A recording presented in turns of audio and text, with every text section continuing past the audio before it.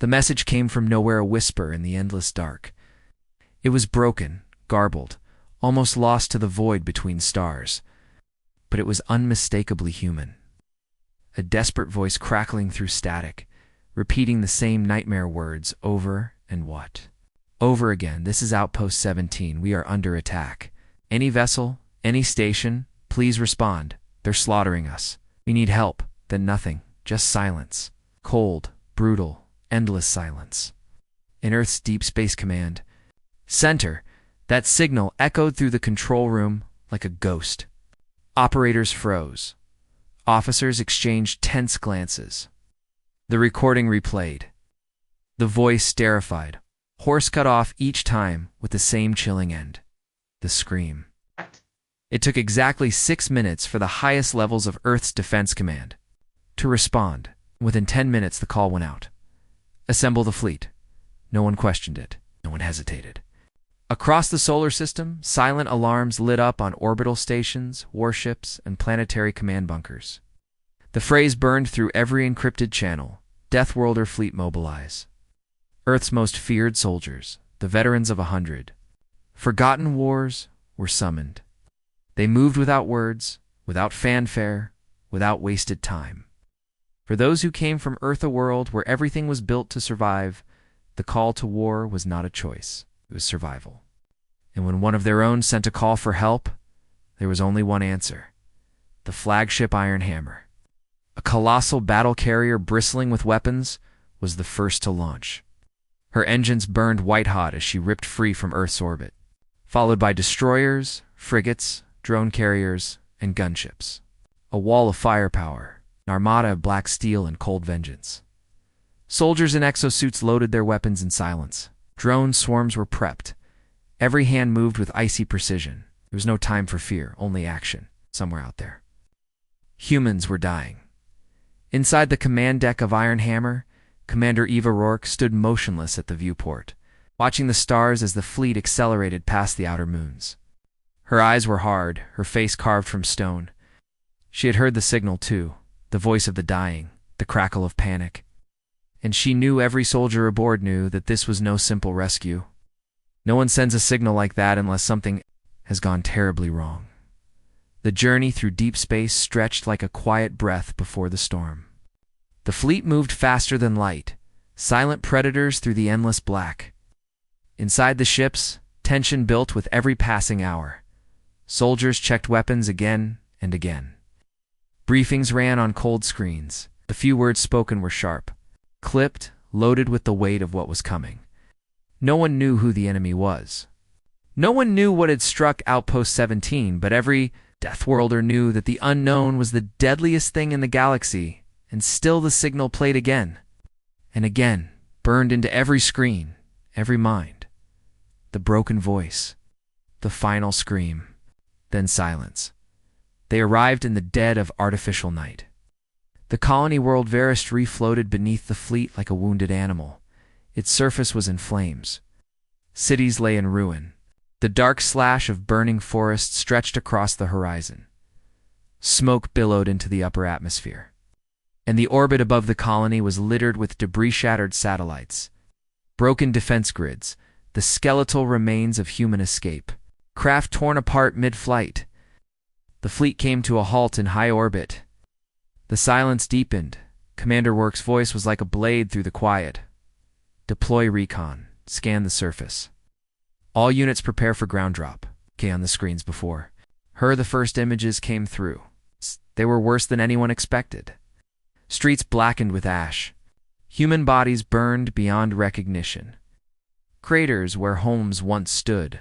And something else, something monstrous moving in the shadows of the ruins.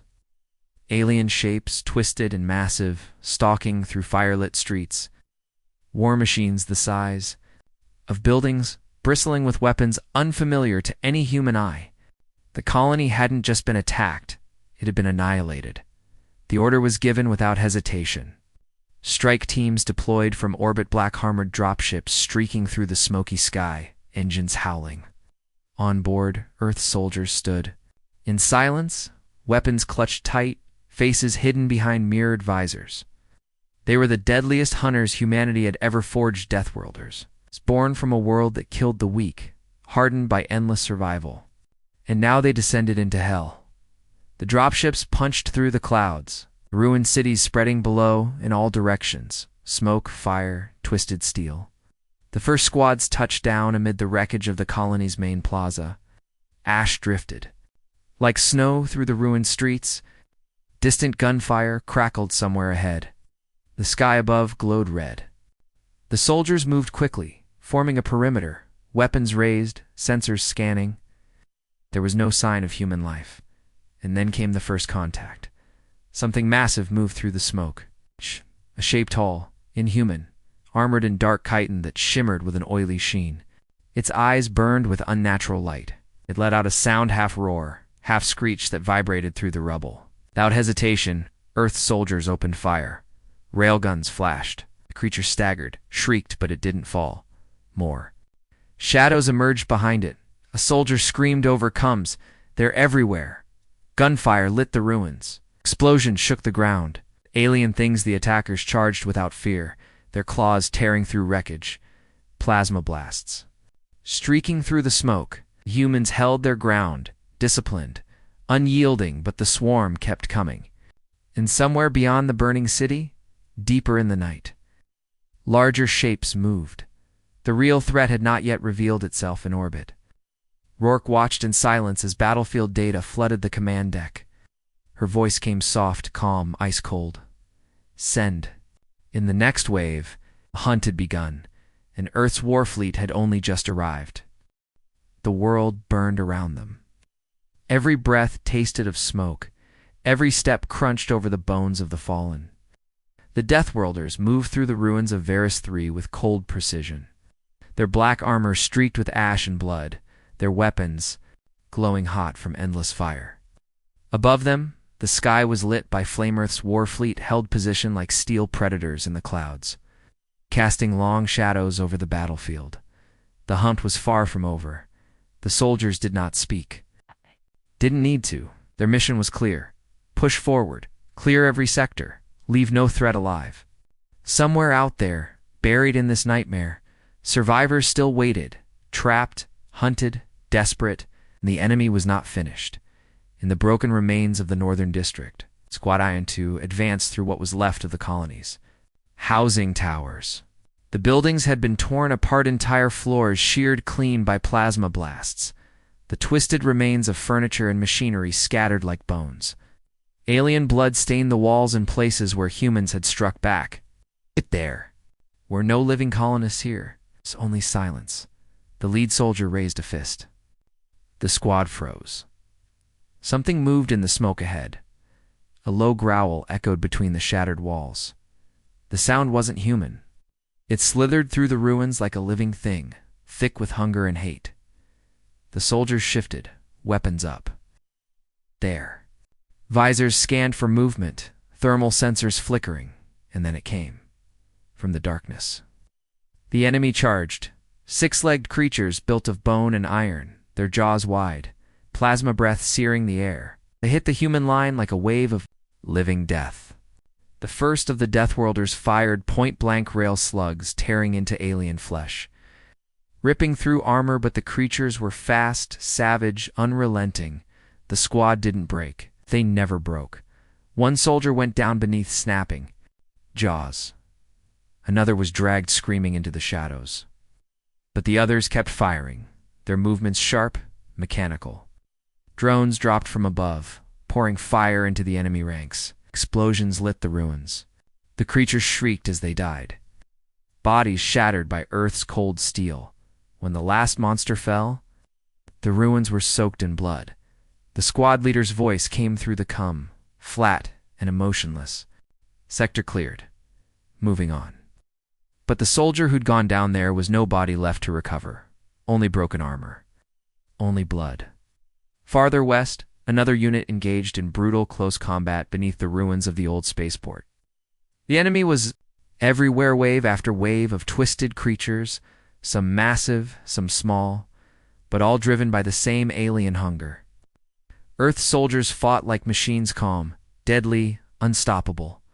They pushed forward, clearing bunker after bunker, tunnel after tunnel, their armor scorched, their faces hidden. They moved like predators. They killed without mercy. The signal still played, somewhere deeper, beyond the reach of drones, beneath. The rubble and flame, the original distress call continued to broadcast in broken pulses. The voice was faint, now half-choked by static, but it was still there. A human voice. A voice that refused to die. Commander Rourke stood on the command deck of the Iron Hammer, her eyes locked to the tactical display. The surface of Varus 3 flickered with red markers, enemy contacts, artillery strikes, civilian recovery zones. Ah! Her voice cut through the air like steel. Send in Phase 2. Maximum aggression. The orders rippled through the fleet. Heavy armor units deployed. Artillery carriers dropped from orbit, slamming into the ground with earth-shaking force. The second wave of Death Worlders, larger, more heavily armed, moved in. Rail cannons unfolded. Mobile fortresses rolled through the wreckage. The time for precision was over. This was extermination. On the ground, the shift was immediate. The aliens, those that still fought, were met with overwhelming firepower. Rail slugs the size of trees punched through enemy lines. Drones rained missiles on fortified positions. The war beasts that had once ruled the battlefield were shattered under Earth's guns. The Death Worlders showed no hesitation, no weakness. They cleared entire districts in minutes, leaving only ash and broken bodies behind, and still, they searched. Beneath the ruins of the old government complex, sensors finally located a faint life signature human. The first sign of a living colonist in ours, Squadron Raven 1, was dispatched immediately. They moved fast, carving through what remained of the enemy with cold precision. The entrance to the underground shelter was buried beneath debris, half collapsed. But they forced their way through. Inside, they found them. 6 survivors. For adults, 2 children, starved, injured, terrified. The squad moved in silently, weapons still raised, visors scanning. One of the children let out a soft cry. The nearest soldier knelt, his voice softened by the helmet speaker. "You're safe now," he said. "We're getting you out." The civilians sobbed as the soldiers lifted them out of the rubble. The hunt was still raging above. But for the first time in days, human lives had been saved. The evac teams arrived within minutes, as the dropships lifted away, carrying the survivors, toward the safety of the fleet. The soldiers of Raven 1 turned back toward the ruins. The fight was not over. Deeper in the shadows, scanners flickered. Something massive moved beneath the ground, something the aliens had buried, hidden, protected. The signal that had drawn Earth's wrath was not just a call for rescue. It was a warning, Commander. Rourke's voice came again across the fleet. "Prepare for deep strike. All units converge. We're not finished," as the Death Worlders pressed forward black shapes. Against the fires of a dying world, the hunt entered its deadliest phase. Varus 3 was still alive, and something in the dark still waited. The sky above Varus 3 burned as Earth's war fleet unleashed its fury. From orbit, streaks of fire lit the darkness as dropships poured through the atmosphere, slicing through clouds heavy with smoke and ash. The once beautiful colony world had become a nightmare, a place where the ground itself trembled with every explosion, where twisted shapes of metal and bone stretched toward the sky like broken fingers. But still, the humans came silent, relentless, and unstoppable. This was no longer a rescue. It was a hunt. Inside the lead dropship, the soldiers stood in silence, their faces hidden behind mirrored visors that reflected only fire. They checked their weapons without speaking. No one needed words. They had all heard the signal. They had all seen the first images. They knew exactly what waited for them down there. And none of them flinched. They were Death Worlders. This was what they were born for. The ship shuddered as it punched through the atmosphere, the heat of re-entry glowing across the hull. Below them, Varus 3 stretched in ruin. The colony's once shining cities were nothing but craters and ash. The forests burned to blackened stumps. Fires raged uncontrolled. In the distance, Enormous alien war machines stalked through the smoke, their armored bodies glinting with unnatural light. And somewhere deeper, beyond the ruined streets, the true heart of the enemy waited.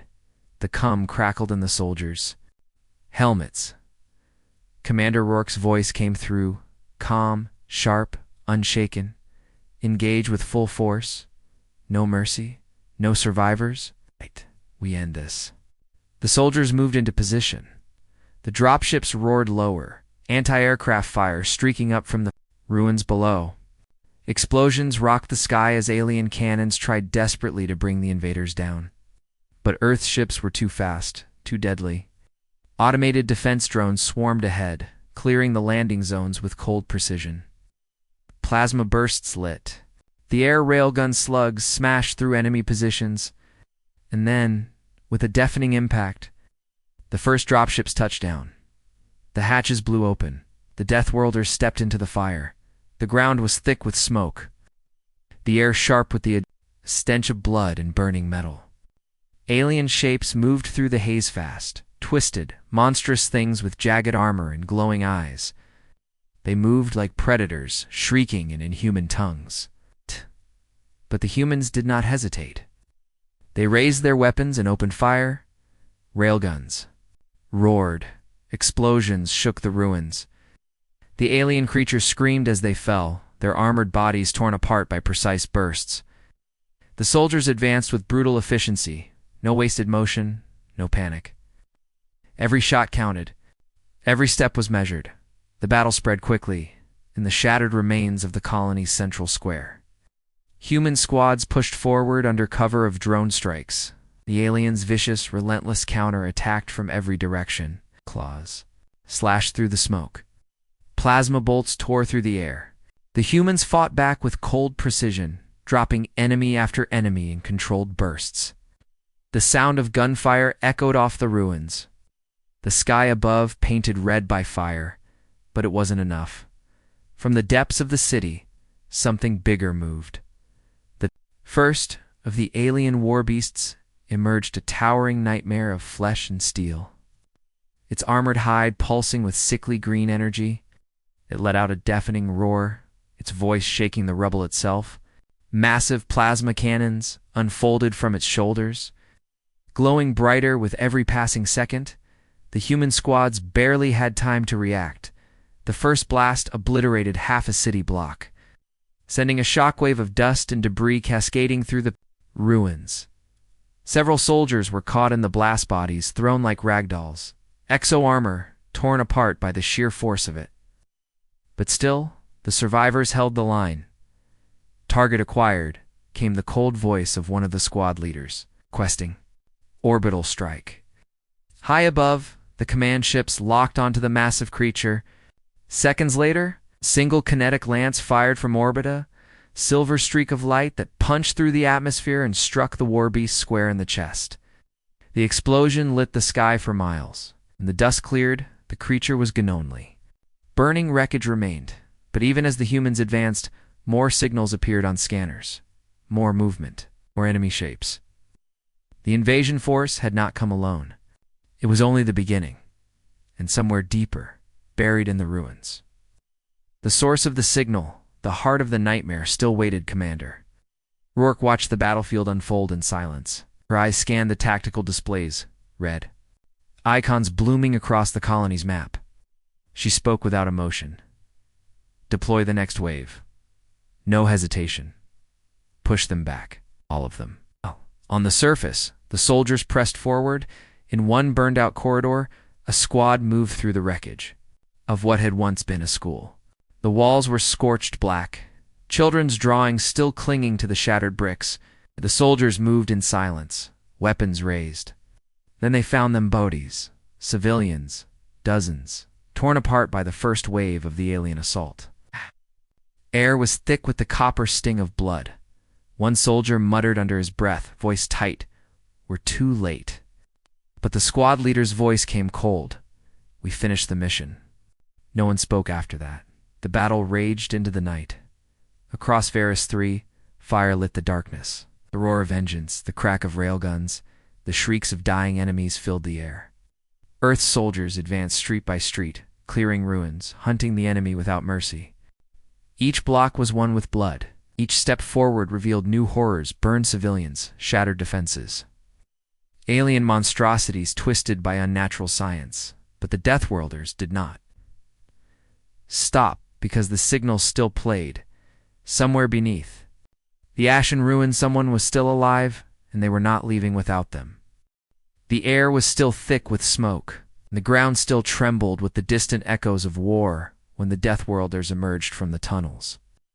Their armor was scorched, their weapons low on power, but their eyes behind mirrored visors remained cold, unshaken.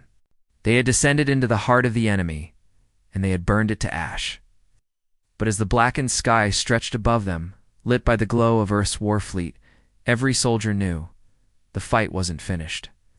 Not yet. The enemy wasn't running. Not exactly, but something had changed. The scattered alien forces on Varus 3 were moving, fast falling back, regrouping, shifting like a cornered animal. They weren't fighting with the same wild aggression. They were trying to escape. Commander Rourke's voice cut through the fleet-wide comms, sharp as a blade. We don't let them. No retreat, no survivors. And so the hunt began. From orbit, Earth's black-armored dropships roared through the burning sky, carrying fresh waves of soldiers. On the ground, tanks and mech suits moved with terrifying speed, crushing rubble beneath metal feet. Drone swarms scanned ahead, painting enemy positions with red targeting lines. The Deathworlders advanced without pause, clearing street after street, tearing through the last pockets of alien resistance with ruthless precision. Each shot dropped another twisted figure. Each explosion tore another hole through the enemy lines. But still the aliens ran in the shadows of the ruined colony. Strange machines hummed to life, fractured enemy transports leak. Insect-like ships rose, shakily from makeshift landing pads. The few remaining war beasts gathered around them, their forms flickering with strange energy. It wasn't an organized retreat, it was desperation. But even desperation could not be allowed to escape. On the command deck of the Iron Hammer, Rourke's expression never changed.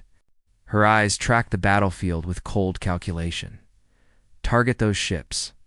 I want full orbital denial. Nothing gets off that planet. The order was relayed in seconds. In orbit, the heavy cannons of Earth's warships swiveled into place. Massive kinetic rounds fired silver streaks that tore through atmosphere and struck with planet-shaking force. One by one, the alien ships were hit mid-centript apart in bursts of fire and debris. No warning. No mercy. On the ground, the Deathworlders pressed harder. In the ruins of Sector Delta, a squad in black exo-armor pushed through twisted wreckage, railguns glowing as they advanced. The enemy was everywhere, small packs of fast-moving creatures, armored war beasts, and strange shimmering figures that blinked in and out of sight. The soldiers moved like machines, every step measured, every shot precise. They cornered one of the last transports near the shattered remains of a colony power station. The enemy fought savagely, plasma claws slashing, alien weapons firing wildly, but they were outmatched. The humans closed in, cutting down the defenders one by one. The alien ship tried to lift off. It didn't get far. A rail cannon round from the nearby tank smashed through its engine core, detonating it in midair. The explosion painted the sky red. The shockwave flattened nearby ruins. The Deathworlders didn't even flinch. Area secure, the squad leader reported flatly, continuing sweep. And they moved on. Across Varus 3, the pattern repeated. Every enemy ship that rose into the sky was hunted down. Every movement in the rubble was met with overwhelming force. There was no negotiation, no surrender. The Deathworlders knew the truth written in blood and history. When you let the monsters flee, they come back. So none were allowed to flee. The humans moved through the burning ruins with silent discipline, their visors reflecting firelight and ash. In some places, they found survivor civilians trapped in collapsed buildings, hidden in underground bunkers. Each one was pulled from the wreckage, medics moving in without hesitation. But the soldiers never stopped watching the shadows. The enemy could be anywhere, and no one was safe until the last threat was erased. In one battered corner of the colony, near what had once been the agricultural sector, a small group of soldiers stumbled upon something stranger alien technology embedded in the ground, pulsing softly. It was no weapon, no transport, something older, something worse. The squad leader paused, scanning the strange artifact. His voice came low, tight command. "We've got unknown tech. Possible hive link. Requesting analysis." Rourke's voice came back cold. "Mark the site. Orbital strike inbound. Move clear." The soldiers didn't argue. They planted beacons, fell back. Seconds later, the sky cracked open as an orbital kinetic round vaporized the structure in a flash of white-hot light. Better to destroy than to risk what they didn't understand. The battle stretched into hours. The sun of Varus III dipped low on the horizon, casting long shadows over the ruins. The fires burned on, the screams faded, and by nightfall, the last of the enemy was going to hunt it down, torn apart, or burned to ash. The Deathworlders gathered the survivors. Rescue shuttles descended in silence, their lights cutting through the darkness. Medics moved fast, pulling civilians into safe zones, treating wounds, carrying the broken. The soldiers stood watch over them like silent statues, their weapons still ready, their eyes scanning the darkness even as the threat faded. Above, the fleet held its position, silent.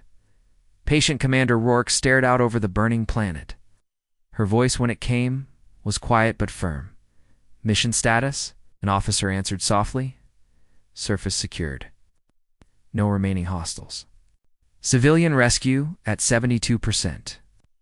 No enemy craft escaped." Rourke gave the slightest nod. "Hold position. Begin full planetary sweep. We don't leave anything behind." 'Cause she knew. They all knew. This wasn't over.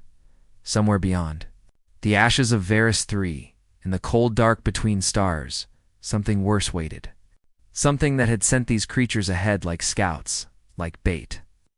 And Earth's war fleet would need to be ready when the next signal came. The humans stood silent in the ruins, and the hunt, though it paused, was far from done. The fires still burned, the ash still fell, but now the war had shifted. What began as a desperate surface battle had turned into something darker, something colder. The Deathworlders no longer fought in the open streets of Varus III. They hunted. In the shadows, beneath the earth, where the true heart of the enemy waited, beneath the shattered government district. The ruins gave way to a vast network of tunnels, old mining shafts, forgotten transport lines, and natural caverns twisted into something alien. The enemy had been building here long before the first human settlers arrived. This was no random attack. It was an invasion planned from the ground up. It wasn't over. The orders were clear. Go down. Find the source. End it. Squad Iron 1. The best of Earth's soldiers descended first. Their boots crunched over broken stone as they moved deeper into the dark, helmet lights slicing through the black. The deeper they went, the colder it became. The air was thick with dust, the walls pulsing with strange growth salient tendrils, slick with moisture, coiling like veins through the rock. The soldiers said nothing. They kept moving, weapons raised, every breath tight with tension. Above them, the surface battle still raged. Distant booms echoed down the tunnels, the roar of orbital strikes, the snap of gunfire, the shrieks of dying enemies. But here, in the deep, the silence was worse. Each step felt heavier. Each corner could hold death. Then they found the first signs, bodies, human bodies, torn apart, stripped of flesh. Some half-consumed, others simply left to rot. The soldiers moved past them without pausing. There was no time for fear, only the mission, only the hunt. The deeper they pushed, the stranger it became. Alien structures rose from the tunnel floors, pulsing towers of bone and metal, humming with unnatural energy. The scanners lit up. Movement ahead. The squad leader signaled silently. They moved into position. The first creature struck without warning, bursting from the tunnel wall itself. A mass of claws and teeth. The soldiers fired instantly, rail slugs punching through the creature's skull in a spray of black ichor. More shadows moved. The battle was sudden, brutal, close. In the tight tunnels, every shot counted. The creatures came fast, shrieking, their bodies twisting unnaturally, their jaws snapping. But the Death Worlders held the line. Each shot dropped another alien. Each step forward was paid for in blood. The tunnel walls shook. The air grew hotter. And then, as suddenly as it began, the swarm fell silent. The soldiers pressed on. They found the entrance to the enemy hive deep in the heart of the mountain, a vast cavern lit by the glow of alien machinery. Dozens of monstrous shapes moved in the shadows tall, twisted creatures with gleaming eyes and armor that glistened like wet stone. In the center of it all, something massive stirred, towering figure part machine, part nightmare half submerged. In the rock, it pulsed with unnatural life. It was the source, the heart. The Mine Commander Rourke's voice crackled through the coms. Confirmed visual. Prepare for strike. The soldiers positioned beacons, markers, target locks, high above. In orbit, the fleet locked weapons onto the coordinates. The enemy moved. The cavern erupted in motion, dozens of alien forms charging at once, shrieking in rage. The soldiers fired without hesitation. Explosions lit the dark. Rail slugs smashed through bone. Drones dropped from the tunnels above, raining death. But the enemy pressed harder, closer, faster, more desperate. The massive creature at the center began to rise. It had to be stopped. The orbital strike came. Without warning, a flash of pure light that seared through the rock. The ground shook. The cavern walls collapsed. The hive was obliterated in a heartbeat. The soldiers barely made it out alive. Hours later, the dust settled. The tunnels were silent. The hive was gone. But the soldiers of Earth knew better. They knew this was not the end. It never was. Because somewhere out there, across the cold dark of the galaxy, other hives waited. Other enemies watched. And when they came, Earth would answer the same way. With fire, with steel, without mercy. The fires of Varus III were dying. The battle was over. The enemy was dead, or so it seemed. Across the blackened surface, Earth's war fleet hovered like silent gods in the sky, their hulls reflecting the ruin below. Smoke drifted through the craters, rising from shattered alien hives and crushed war machines. Every drop of blood spilled here had sent a single, clear message across the stars. Earth does not forgive, but the Death Worlders knew it wasn't just about punishment. Not anymore. This was about making sure the galaxy understood. The survivors, the soldiers who had fought through fire and shadow, were gathering now. Hundreds of armored figures stood atop the broken ridgelines, their rifles still hot, their boots buried in ash. Dropships swept low, carrying away the wounded. Mechs returned to orbit on heavy lifters. Drones circled overhead, scanning for any signs of movement, but there was none, not anymore. Only silence and the slow crackle of distant flame. Commander Rourke stood aboard the Iron Hammer, her hands behind her back, eyes locked on the surface. The war was done, but her voice remained cold, sharp as ever. Send the message.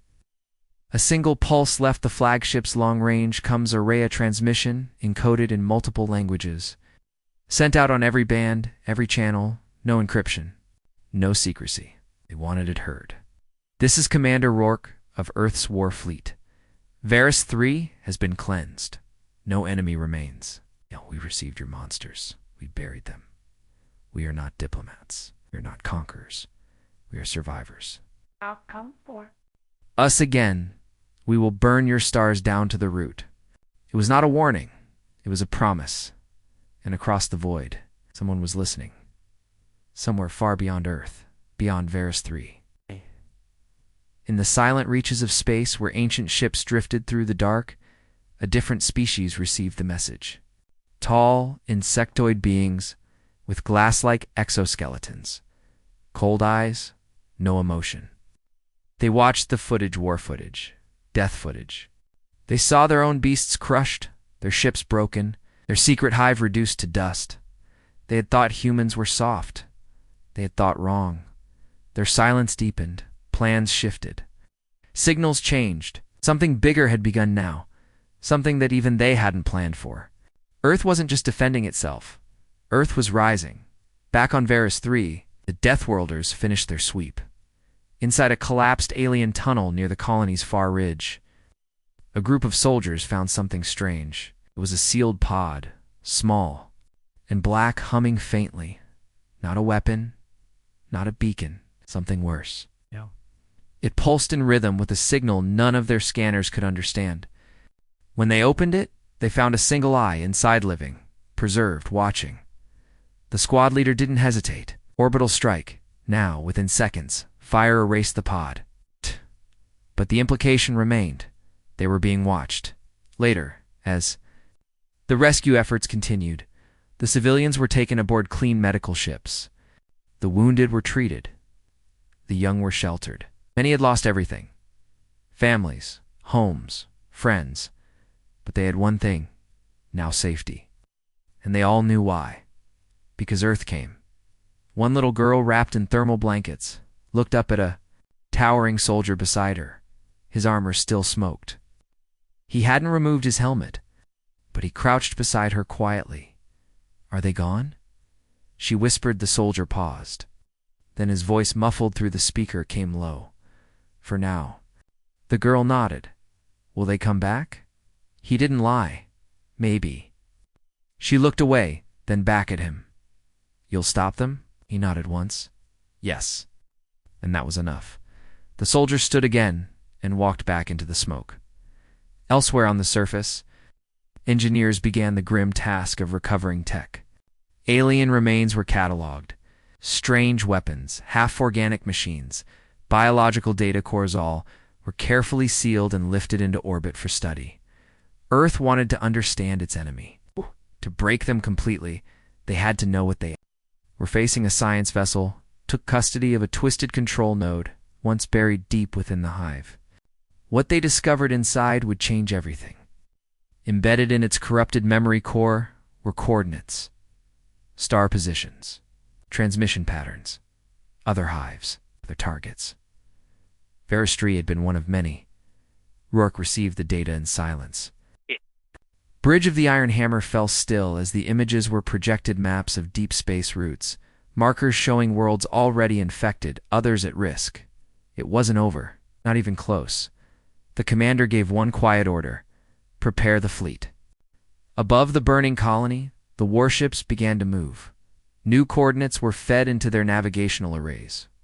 Engines powered up. Repair teams returned aboard. The war had shifted. The fleet was no longer here to defend. It was now on the offensive. Across Earth's network, alerts echoed to military command. World leaders watched the footage with grim silence. The galaxy had just changed. The Deathworlders had been called to war. They were not turning back. As the last of the dropships lifted from Varus 3, carrying civilians to safety, a final message was left behind. One of the soldiers, before departing, walked to the highest ruin left standing and planted a black steel flag. No words. It's just a symbol. A red skull over crossed thunderbolts. Deathworlders had been here, and they would return. The sky above them shimmered as the fleet prepared to jump. Engines surged. Stars bent. The Iron Hammer turned toward the dark between stars, wherever the next hive was hiding. It wouldn't be hiding long.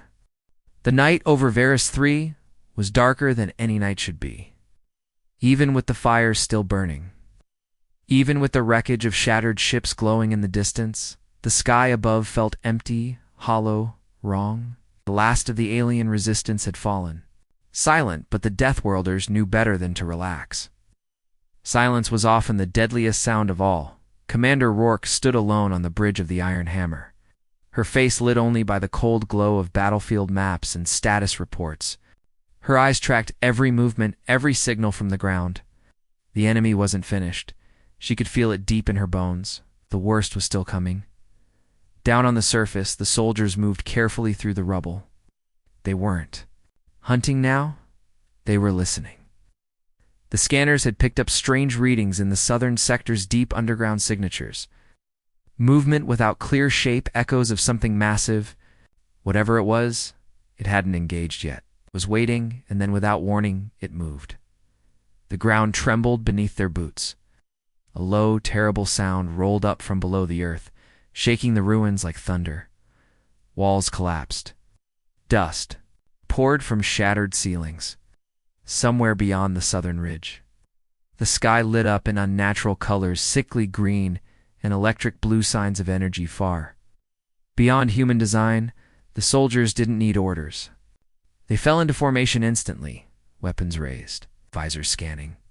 The last stand had begun. The first wave hit hard. Monstrous figures, larger than any seen before, burst from the broken earth-towering beasts of bone and steel, their bodies glowing with pulsing veins of alien light. They moved with terrifying speed, their massive claws slicing through debris as if it were paper. Plasma roared from their mouths, searing the air with every breath.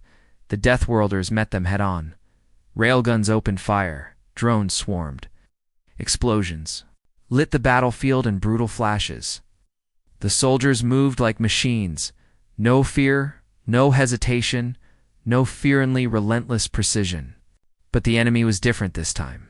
Smarter, stronger, more desperate for every monster they brought down. 2 more emerged from the smoke in the chaos.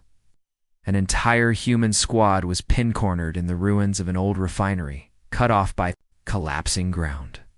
The creatures closed in fast, claws tearing at steel, plasma melting through walls. The squad leader, his voice calm even in the face of death, called for immediate support. "Ground Team Delta, we're boxed. Need airstrike, coordinates locked. Send it now," the sky answered. A thunderous roar split the clouds as a kinetic lance struck home, obliterating the refinery in a blinding flash. The blast wave knocked soldiers off their feet. When the dust cleared, nothing remained of the alien attackers, only burning craters. The Death Worlders rose. Shaken but alive, the battle stretched on. For hours, they fought, pushing forward inch by inch, clearing the enemy from cratered streets and shattered tunnels. The aliens fought with savage desperation, as if they knew what waited if they failed. And perhaps they did. Perhaps they understood, even in their alien minds, that this was their last chance to survive. The humans never stopped. No retreat, no hesitation.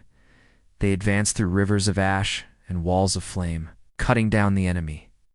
With cold precision, orbital support fired again and again, turning enemy strongholds into molten glass. Tanks rumbled over bones. Drones screamed overhead. The sky rained fire. But even as the battle neared its brutal end, the true threat revealed itself. The scanners picked up a new signal, massive, ancient, buried far beneath the colony's central district. Something alive. Something waiting, Commander Rourke's voice came through sharp. Priority shift. All ground teams converge. Prepare for deep strike operation. The soldiers didn't ask questions. They moved. The last of the enemy above ground was swept away. In fire and blood, the battlefield fell silent, but only for a breath. Then the Death Worlders began their descent down into the heart of Varus III, where the final enemy waited. The tunnels were wider here, carved by something massive long before human settlers ever touched this world. The walls pulsed faintly, alive. With alien growths, the air thick with unnatural heat. The soldiers moved in silence, only the click of boots on stone, the low hum of weapons. And then they saw it. The heart of the hive. A vast underground chamber stretched before them. Walls of organic metal, glowing veins of alien energy. And in the center of it all, the source. Towering creature, twice the size of any war beast they had faced, fused with machinery, its limbs twisted into weapons. Its eyes burning with hate, it did not speak, it only rose. The Death Worlders opened. Fire.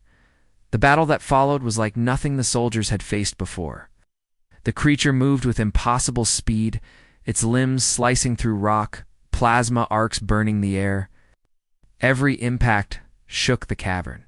The soldiers circled, weaving.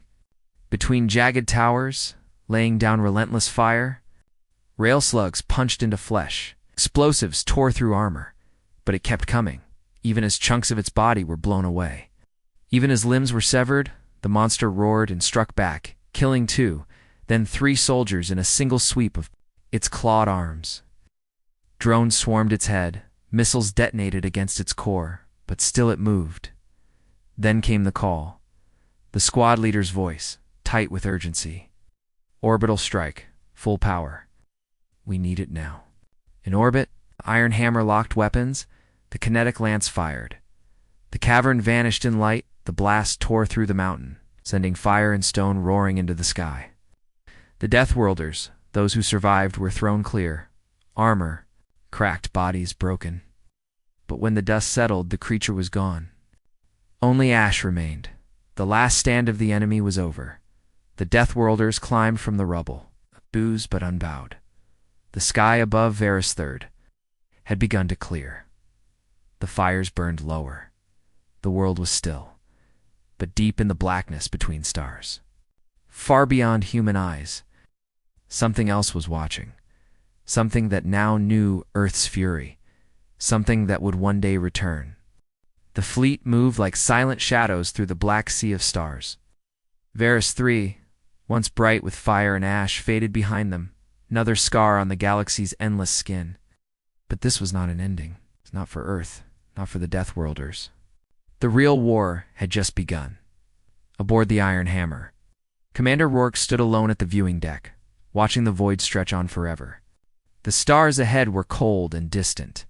Somewhere in that darkness lay the next enemy hive, the next threat, the next chance to remind the galaxy why no one should ever wake Earth's fury. The reports came in quietly. One after another recovered. Alien data pointed to dozens of possible sites, forgotten moons, distant mining worlds, abandoned outposts that now pulsed with strange life. Rourke's eyes followed the holographic projections as they floated in the air before her red dots, blinking like dying suns, each one a threat, each one a target. We can't hit them all at once, her tactical officer said quietly. We don't need to, Rourke answered. Her voice was soft, hard, final. We only need to hit them hard enough that they never crawl back. The Death Worlders moved through the warships like silent ghosts. The soldiers were changed now, harder, sharper. Some bore scars from Varus III deep burns, fresh wounds, haunted eyes. But none of them hesitated. They knew what they were, or they knew what came next. In the ship's lower decks, engineers worked around the clock. New weapons were being prepared, upgraded drones, heavier rail cannons, experimental exoarmor designed to withstand the next wave of monstrous attacks. Every scrap of alien tech from Varus III was being studied, repurposed, weaponized. Earth wasn't just surviving this war, it was adapting. The fleet's first target was locked, a moon called Thalos 7, orbiting a dying star. The scans showed clear signs of infestation, energy spikes, unnatural growths, massive heat signatures. Another hive. Another battlefield, another lesson to teach. The soldiers gathered in briefing halls. Rows of black-armored giants, faces hidden, hands resting on rail rifles. The screens lit up with tactical data. The voice of the commander echoed through the steel walls. We hit fast. We hit hard. No survivors. No retreats. The enemy doesn't fear us yet. We're going to change that. No one spoke. No one questioned. They simply rose, weapons in hand, and prepared to descend. The jump to Thalos 7 took hours. The fleet shimmered through folded space, engines tearing through the void, warships locked in deadly formation. Every gun was loaded, every missile armed, every soldier ready to bring fire. The landing was violent. Dropships screamed through toxic clouds, slamming down onto alien soil. The surface of Thalos V was worse than Varus Threcold, black, twisted by centuries of infestation. Towers of bone and metal pierced the ground like the teeth of some dead god. Rivers of glowing liquid cut through cracked stone, their sickly light casting eerie reflections on the soldiers' visors. And then the enemy came. Without warning, the horde surged from hidden tunnels, thousands of twisted forms, claws raised, jaws wide, larger, faster, more vicious than before. The creatures had adapted to, But the Deathworlders did not break. The battlefield became a storm of violence. Railguns roared, missiles screamed, plasma melted flesh. The ground was torn apart by explosions. The soldiers moved through it all like ghosts, silent, unstoppable, merciless, at the heart of the moon. Buried deep in molten rock, the command, Hive, pulsed. The Deathworlders went for it without hesitation.